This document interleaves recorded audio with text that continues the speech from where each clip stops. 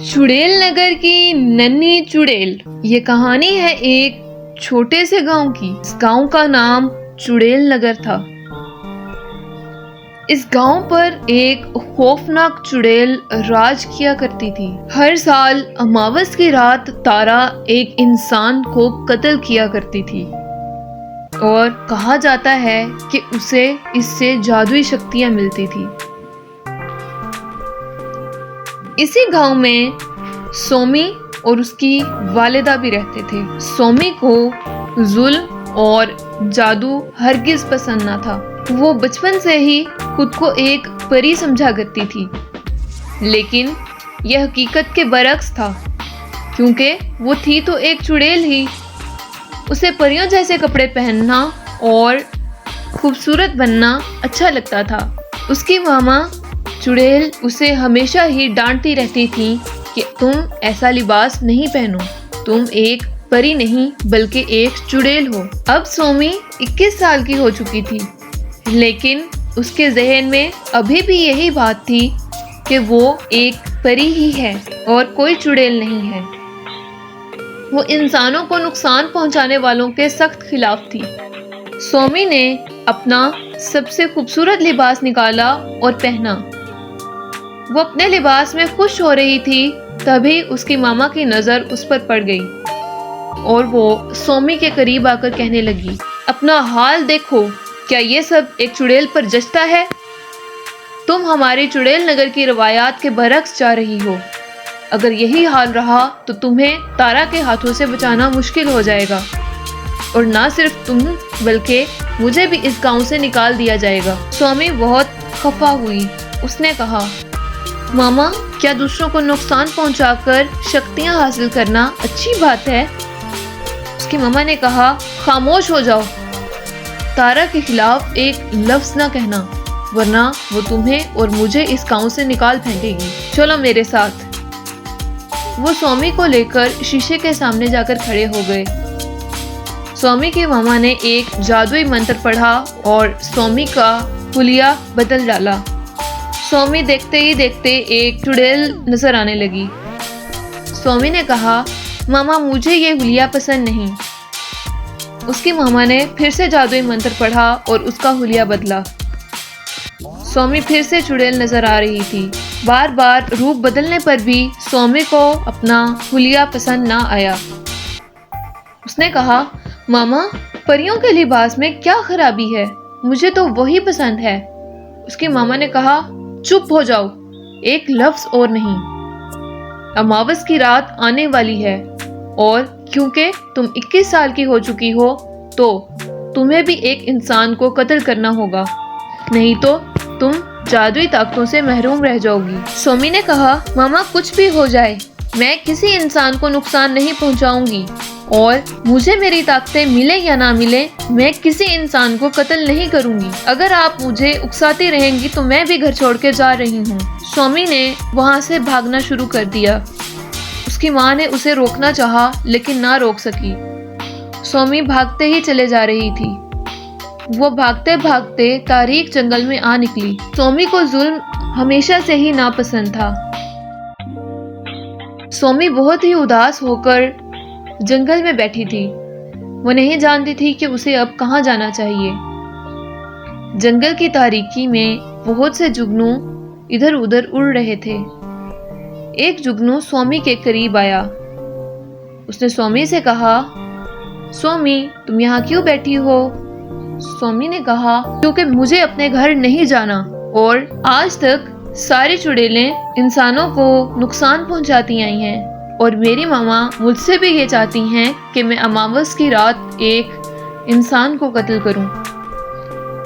मैं ये हरगिज नहीं कर सकती और मुझे ऐसे घर में हरगिज नहीं रहना। जुगनू ने बोला, हाँ, ये तो सच है। अमावस की रात तारा भी एक इंसान को कत्ल करेगी और जादुई ताज मिलेगा, वो पहनकर बहुत ताकतवर हो जाएगी। सोमी ने कहा कि मुझे समझ नहीं आता, मैं क्या करूं? मैं तो तारा के जुल्म के खिलाफ आवाज भी नहीं उठा सकती। जुगनू ने बोला, वक्त आने पर यह भी हो जाएगा, लेकिन मुझे ये बताओ कि तुम्हें खुश करने के लिए मैं क्या कर सकता हूँ। सोमी ने कहा, मुझे इंसानों की बस्ती में जाना है और वहाँ के लोगों को देखना है। उस जुगनू ने एक जादुई मंत्र पढ़ा। सोमी ने जैसे ही अपनी आंखें बंद की और खोली तो वो इंसानों की बस्ती में खड़ी थी।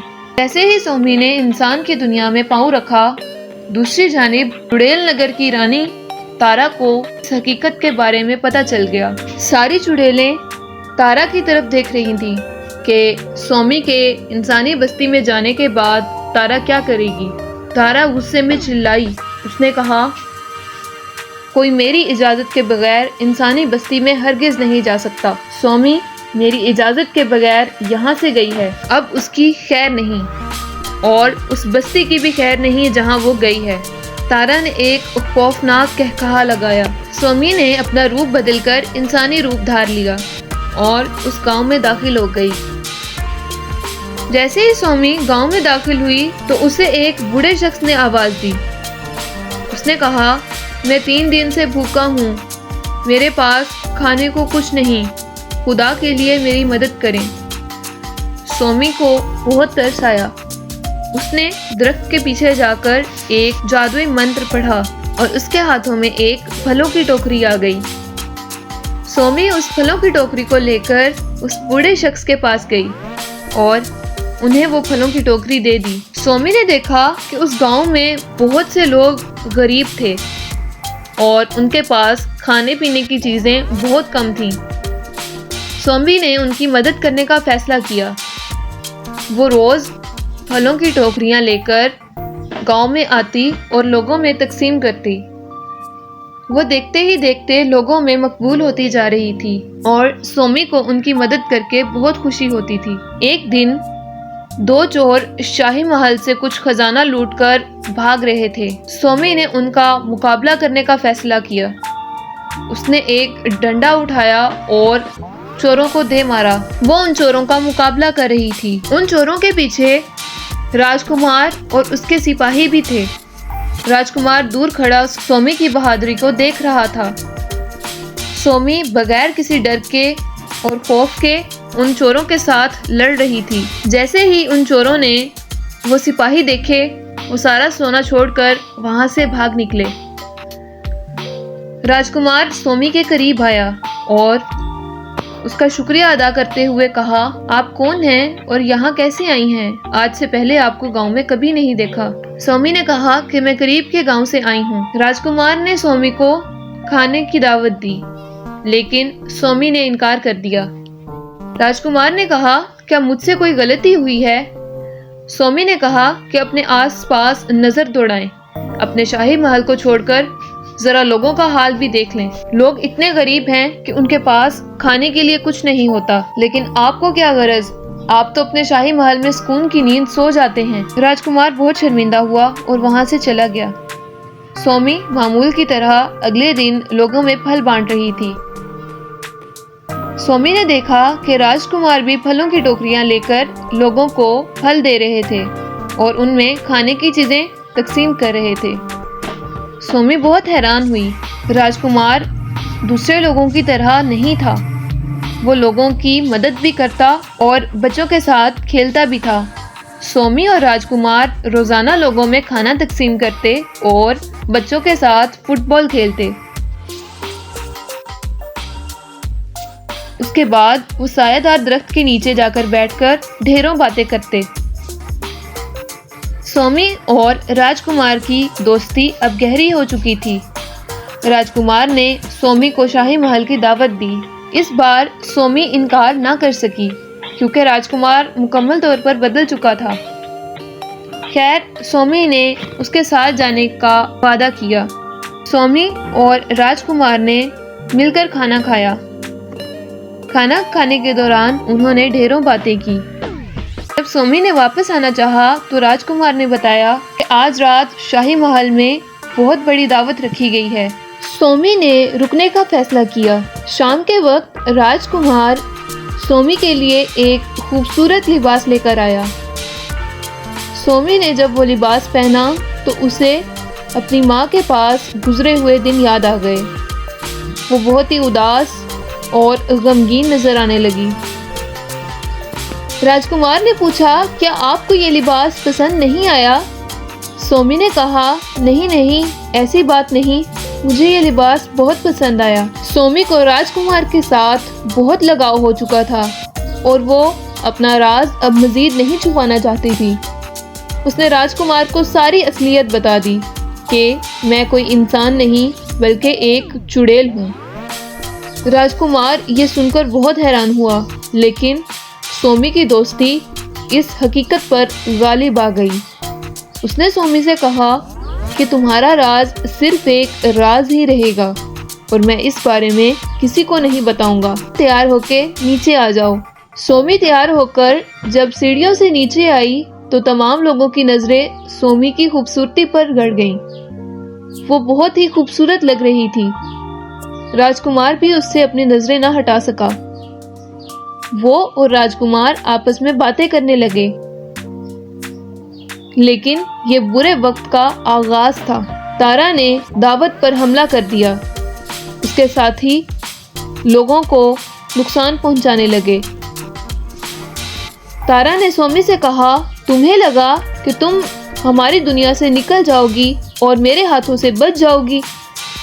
अब तुम अपनी आंखों के साथ इस इंसानी बस्ती को तबाह होते हुए देखोगी। तारा ने राजकुमार के ऊपर एक पिंजरा फेंका और उसको भी कैद कर दिया। तारा और राजकुमार वहां से गायब हो गए। सोमी को कुछ समझ नहीं आ रहा था कि वो क्या करे। वो परेशान बैठी रो रही थी। उसके पास इतनी हिम्मत नहीं थी कि वो तारा का मुकाबला कर सकती। देखते ही देखते शाम हो रही थी। तभी जादुई जुगनू फिर से नमूदार हुए। जुगनू ने कहा, सोमी तुम क्यों परेशान होती हो? तुम्हें तो अपने दोस्त को बचाना चाहिए और तुम यहाँ पर हिम्मत हार के बैठी हो। सोमी ने कहा, मैं अपने दोस्त के लिए कुछ भी करूंगी, लेकिन तुम बताओ कि मैं क्या करूं? जुगनू ने कहा कि मैं तुम्हें दोबारा से चुड़ैल नगरी में ले जाऊंगा, लेकिन तुम्हें हिम्मत से काम लेना होगा। सोमी ने तारा का मुकाबला करने का फैसला कर लिया था। उसमें पहले से ज्यादा हिम्मत और बहादुरी आ चुकी थी। सोमी चुड़ैल नगरी में वापस चली गई और चुड़ैल नगरी में रात के साए गहरे हो चुके थे। तारा राजकुमार के नजदीक गई और पिंजरे के पास जाकर बोला, आज अमावस की रात है और मैं तुम्हें कत्ल करूंगी। इस तरह से मेरी ताकतें दुगनी हो जाएंगी। तुमने सोमी पर यकीन करके बहुत बड़ी गलती कर दी। राजकुमार ने कहा, देखते हैं आखिर किसका बुरा वक्त चल रहा है। सोमी तुम्हारा मुकाबला करने जरूर आएगी। तारा ने एक कहकहा लगाया और कहा, वो कल की बच्ची मेरा मुकाबला करेगी। तारा जादुई ताज के करीब गई और उसने जैसे ही वो ताज को पहनना चाहा, तभी सोमी ने उस पर हमला कर दिया। सोमी ने तारा पर जैसे ही हमला किया तो जादुई ताज सोमी के सर पे जा गिरा। ताज को उसका हकदार मिल चुका था। वो सारी ताकतें सोमी के लिए थीं। सोमी ने जैसे ही जादुई ताज पहना तो एक जादुई मंत्र पढ़ा। देखते ही देखते तारा हमेशा के लिए खत्म हो चुकी थी। सारी चुड़ैलें सोमी के गिर्द जमा हो गईं और अपने घुटने टेक दिए। वो अपनी नई रानी को खुशामदीद कह रही थी। सोमी ने राजकुमार वाले पिंजरे को तोड़ दिया। राजकुमार जैसे ही आजाद हुआ तो बहुत खुश हुआ। सोमी ने अपने जादू से राजकुमार का महल दोबारा से बनाया और राजकुमार को इंसानों की दुनिया में वापस भेजा। राजकुमार सोमी को अलविदा नहीं कहना चाहता था, लेकिन क्योंकि अब सोमी चुड़ैलों की रानी बन चुकी थी तो उसे वहीं पर रहना था। सोमी ने राजकुमार से वादा किया कि वो उससे मिलने आती रहेगी, लेकिन तुम हमदर्दी और रहमदिली से हुकूमत करना। प्यारे बच्चों, अगर आपको कहानी पसंद आई हो तो वीडियो को लाइक और चैनल को सब्सक्राइब करना मत भूलें। मिलते हैं अगली कहानी के साथ। Bye bye.